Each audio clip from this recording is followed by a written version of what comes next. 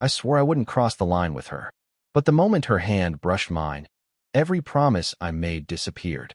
Opening, promise to resist, and emotional setup. I swore to myself, from the very beginning, that I wouldn't let this happen. Not with her. Not with someone who trusted me enough to let me into her world without question. She was older, wiser, steadier in ways I could only hope to be someday. People looked at her with respect, admiration for her confidence, her poise, the quiet way she commanded a room without even trying. And I was just someone still figuring things out, stumbling through my 20s with more questions than answers. It wasn't supposed to matter. She was my friend, my anchor in moments when I felt restless or lost. She never treated me like I was too young or too inexperienced. She listened as if my thoughts had weight. That alone was rare enough to make me cherish every conversation we had. But admiration can be dangerous when it lingers too long. Admiration has a way of slipping into something else, something deeper, something harder to ignore. And so, early on, I drew a line for myself. A silent vow. Whatever you feel, keep it to yourself. Don't let it change what already matters so much. That evening, as we sat on her back porch, the line felt both stronger and weaker than ever before. The September air carried a faint chill, just enough to make the sky's fading light feel sharper, more alive. She had wrapped a blanket loosely around her shoulders, the fabric slipping now and then as she shifted in her chair. I noticed, not in a way that felt inappropriate, but in a way that reminded me she was human, not untouchable. We talked about ordinary things. The neighbor's dog, which had barked at us on our way in. The leaves already turning too early this year. The book she was reading, how its characters felt uncomfortably real to her. I kept my hands wrapped tightly around my coffee mug, partly for warmth, partly because I didn't trust them to rest idly on the arm of the chair without giving something away. She laughed at one point, a soft laugh that carried more in her eyes than in her voice. I found myself smiling too, though not just at the joke. It was the way her shoulders relaxed when she laughed, how a part of her careful composure slipped for a moment, letting me see something gentler. And that was the danger of being with her. Every ordinary moment carried weight. A simple glance, a pause between words, a sigh, they all felt like more than they should. I told myself it was my imagination, that she was just being herself, and I was the one reading too much into it. Still, somewhere in the quiet between our sentences, I felt it, the pull. Not loud, not demanding, but steady. A thread that connected her to me in ways I wasn't ready to name. And I reminded myself again of the line. The one I swore I wouldn't cross. But even then, a part of me already knew, lines are easier to draw than to keep. The first contact had happened in the smallest way, so small that if I tried to explain it to anyone else, they might laugh. They'd tell me I was overthinking, that it was nothing. But to me, it wasn't nothing. She shifted in her chair, pulling the blanket more tightly around her shoulders. The fabric slipped again, and as she adjusted it, her hand grazed across the armrest and brushed against mine. It was a fleeting contact, the kind that could have been accidental. The kind that, in another world, might have been forgotten the second it happened. But I didn't forget. I couldn't. The warmth of her skin against mine was sharper than the crisp night air. I froze. My fingers stiffened around the coffee mug, though my focus wasn't on the drink anymore. All I could feel was her hand, the faintest pressure of it sliding across my knuckles before resting. Not quite pulling away, not quite staying. That pause undid me, because if it had been an accident, she would have withdrawn immediately. But she didn't. Her hand lingered in that space, close enough for me to sense the deliberate stillness of it, close enough for my thoughts to stumble over one another. Don't imagine this is what you think it is. My breath caught, shallow and unsteady. I dared a glance at her, expecting to find her gaze turned elsewhere, pretending nothing had happened. But she was looking down at the blanket, her lashes lowered, her mouth parted just slightly, as though she were thinking too hard about something simple. The silence stretched. Not awkward, not heavy, but electric. Every instinct in me said to retreat, to move my hand away, break the contact, laugh it off before it became something we couldn't take back. The line I had drawn for myself blazed in my mind like a warning sign. And yet, my body betrayed me. Instead of moving away, I stayed. My hand remained exactly where it was, close enough for her to feel the heat of my skin. She noticed. I knew she did, because after another breathless pause, Her fingers shifted just slightly. The smallest movement, but unmistakable. She let her pinky brush against mine, like a question asked without words. I felt it everywhere. That faint touch ran through me like a current, tightening my chest, quickening my pulse. It was nothing, technically. Nothing anyone else would call intimacy. But to me, it was everything. I turned my head then, unable to resist. And when I met her eyes, I saw the truth reflected back. The same hesitation, the same awareness, the same quiet surrender to a feeling neither of us had planned for. For a moment, we were suspended there, caught in a fragile balance between caution and desire. I thought about how easy it would be to ruin it. A word spoken too quickly, a gesture too bold. So I stayed still, holding on to the silence, letting it speak for us. In that silence, her hand didn't move away. And that was all the answer I needed. The porch felt impossibly still. The cicadas hummed in the distance. The occasional breeze rustled the trees. But between us there was nothing but the weight of unspoken truth. Her hand rested near mine, our fingers brushing in the gentlest rhythm, so slight it could have been mistaken for chance, yet deliberate enough that I knew it wasn't. I wanted to speak, but my throat had closed. The words tangled in me, caught between fear and longing.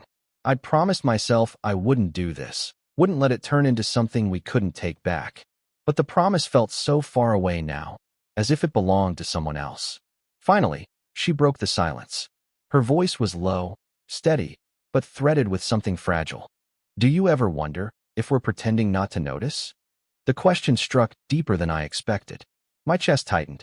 She hadn't named anything outright, but we both knew what she meant.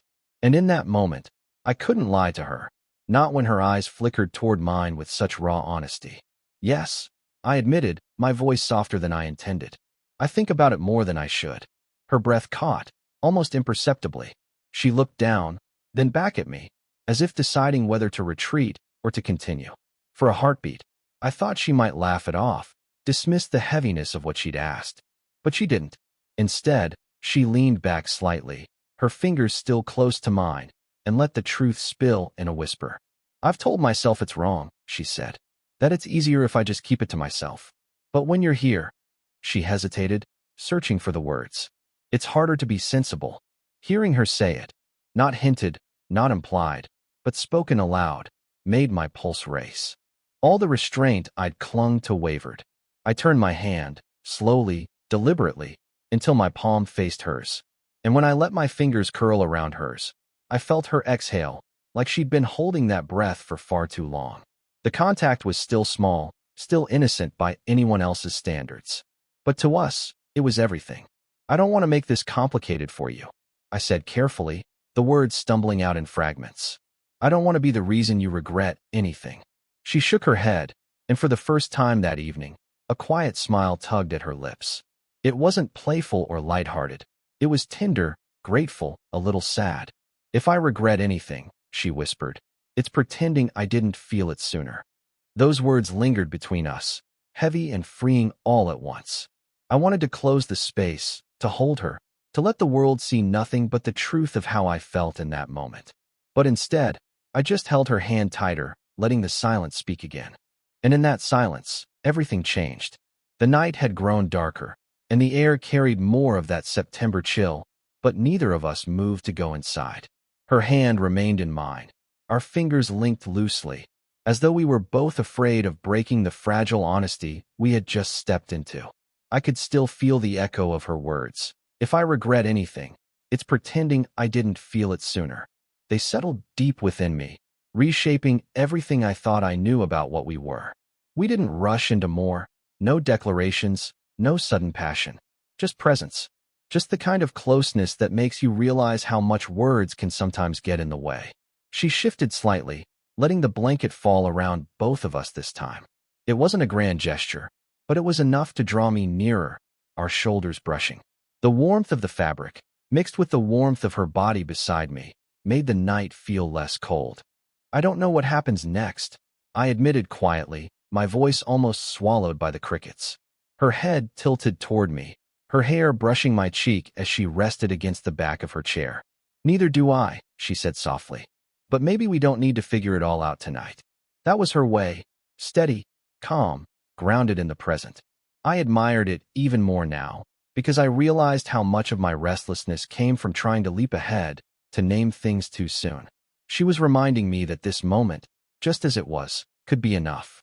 So we sat there, side by side, speaking only occasionally, our hands still entwined. Every so often, I'd glance at her, and she'd catch me. Instead of looking away, she'd hold my gaze for a few beats longer than usual. And in those silent exchanges, something stronger than words grew between us: trust. When it grew late enough that the porch light flickered on, we finally stood. She gathered the blanket around her, and I reached for her coffee cup before she could. A simple thing, but she smiled at me in a way that made my chest ache, like she saw something in that small gesture that went beyond courtesy. At the door, I hesitated. Part of me didn't want to leave, not when everything felt so newly fragile, as if walking away might undo it. She must have seen that hesitation because she stepped closer, placing her hand lightly on my arm. "Thank you," she said quietly. "For what?" I asked, genuinely unsure. "For not running away tonight." Her words sank deeper than she knew. I smiled faintly, then leaned in to hug her. It wasn't hurried or casual. It was steady, full, the kind of embrace where you let yourself breathe into the other person and feel their heartbeat against yours. She rested her cheek against mine, and I felt her linger just long enough for me to know this wasn't a mistake to her. When I pulled back, I searched her face one last time. She didn't speak, but her eyes held the same unguarded truth they had earlier. And as I stepped out into the cool night, I realized something. The line I swore I wouldn't cross had disappeared, not because we ignored it, but because we'd built something stronger in its place: honesty. It wasn't the end of anything. It was the beginning. The days that followed weren't filled with fireworks or dramatic confessions. There were no sweeping gestures, no rushed promises about the future. And maybe that was what made it all feel so real, the way it unfolded in quiet, almost imperceptible steps. I kept thinking back to that night on the porch, the silence between us, the brush of her hand against mine. Such a small moment, yet it carried the weight of everything we'd been holding back. And when I remembered the way she lingered in our hug at the door, it wasn't just the warmth of her cheek against mine that stayed with me. It was the truth in her stillness. The unspoken agreement that what had passed between us was not something we would undo. For the first time in a long time, I didn't feel the need to define everything. I didn't have to ask what we were or where we were going. It was enough to know that she had trusted me with a piece of her vulnerability, and I had trusted her with mine. That kind of exchange doesn't happen often, and when it does, it reshapes you. I noticed the little changes first. The way my phone lit up with her messages a little more often. The way her laughter seemed easier when we were together. How her hand would rest on the table a fraction closer to mine than before, as if daring me to notice. These were not the gestures of someone playing at something forbidden. They were the gestures of someone choosing honesty over fear. Still, there were moments of hesitation. Glances over her shoulder when we walked together. Pauses before saying something too revealing, the awareness that others might not understand. We both carried that weight, silently. But rather than drive us apart, it seemed to tether us closer. Two people holding on to a fragile truth in a world that prefers simple labels. One evening, not long after, we sat on the same porch again. The air was colder now, the leaves almost gone from the trees. She handed me a blanket without a word, and when I draped it over both our shoulders, she leaned into me naturally, as if she'd been waiting for that space to exist. "Do you ever regret it?" I asked quietly. She shook her head, resting against me. "No. Do you?" "Not for a second," I said. And it was true. Whatever doubts I'd wrestled with before, whatever promises I'd made to keep my distance, they seemed so small compared to the peace I felt in that moment. The peace of being near her, of not pretending anymore. Looking back now, I realized that what happened between us wasn't about crossing a line. It was about erasing a boundary that had never truly belonged there. We weren't breaking rules. We were simply telling the truth. And sometimes, telling the truth is the most beautiful risk you can take. It surprised me how quickly life seemed to settle into something new, yet familiar. There were no sudden upheavals, no dramatic changes to our routines. We still talked about the same everyday things: groceries, neighbors, the weather, books. And yet beneath all of it, there was a quiet current of closeness we no longer tried to ignore. It wasn't about constant touch or spoken declarations. It was in the little ways we adjusted to one another, as though our connection had always been waiting for us to stop resisting. I noticed how she reached for a second mug when she made coffee in the mornings, even if I wasn't there. She noticed how I straightened the blanket on her porch chair before sitting down, like it belonged to us both. One evening, as we sat together again, she let her head rest against my shoulder. It was such a simple thing, but I felt the world shift in that small gesture. Her hair brushed against my jaw, soft and grounding. My hand instinctively found hers, and she laced our fingers together with ease, like it was the most natural thing in the world. Neither of us spoke for a while. The silence wasn't heavy anymore. It was full, alive, carrying the weight of comfort rather than hesitation. When she finally did speak, her words were almost casual, but they stayed with me. "You make me feel at home," she said. It wasn't grand poetry, and maybe that's why it struck me so deeply. It was real. I squeezed her hand gently, searching for the right words. "You make me feel steady," I admitted, "like I'm not just passing through my own life." Her quiet laugh vibrated against my shoulder. "Then maybe we're exactly where we're supposed to be." The idea of supposed to be used to terrify me. It sounded like fate, like inevitability, things I never trusted. But sitting there with her, hearing the calm certainty in her voice, it didn't feel like something handed down from the universe. It felt like a choice, one we had both made, together, in our own time. Later that night, when I stood to leave, she walked me to the door as always. But this time, she didn't hesitate. She leaned in and pressed a soft kiss to my cheek. Not hurried, not tentative, but steady, the kind of kiss that carried both tenderness and promise. I didn't need to ask what it meant. I already knew. As I stepped out into the cool night air, I realized that the line I once feared so much had not only blurred, it had vanished completely. What remained wasn't risk or doubt, but a simple, undeniable truth. We belonged, not because we'd broken rules or crossed boundaries, but because we had chosen to. And in that belonging, I found a kind of peace I hadn't known I was searching for. It's one thing to feel certain when it's just the two of us, quiet evenings on her porch, or unhurried conversations that stretch longer than we planned. But the real test came when the world was around us again, when the hum of other people's eyes and voices threaded into the space we'd carved out for ourselves. The first time it happened was so ordinary it almost caught me off guard. We ran into a couple of her friends at the cafe downtown. They smiled warmly at her, greeted me politely, and for a moment I wasn't sure how to stand, what to do with my hands. I felt the old hesitation creep back, the line I once swore I wouldn't cross flashing like a warning sign. But then she did something small, so simple, that it changed everything. She reached for my arm as she laughed at something one of them said. Just a light touch, her hand brushing against me as though it was the most natural thing in the world. The gesture was fleeting, but it steadied me. She wasn't hiding me. She wasn't pretending. In that single touch, she was telling me, "You belong here, with me, no matter who sees it." Later, as we walked back to her place, I asked gently, "Did you mean to?" I trailed off, unsure how to phrase it. She glanced at me, her smile soft but deliberate. "Yes," she said. "I don't want to live like I'm ashamed of what I feel. And I don't want you to think I am." Those words settled into me, heavier than I expected. For weeks, maybe months, I had been so caught up in drawing lines and avoiding notice that I hadn't realized how much she'd already chosen to carry this openly. Not loudly, not in defiance, just honestly. From then on, little by little, I followed her lead. If we were walking side by side, I didn't keep that half step of distance anymore. When she reached for something across the table, I didn't pull my hand back quite so quickly. They were tiny choices, almost invisible to anyone else. But to us, they meant everything. The world didn't collapse.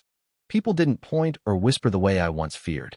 Maybe some noticed, maybe some wondered. But the truth was simpler than all that.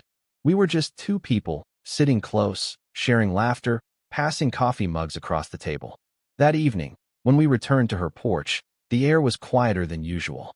She rested her hand on mine again, like she always did, and for the first time I felt no hesitation, no tug of guilt.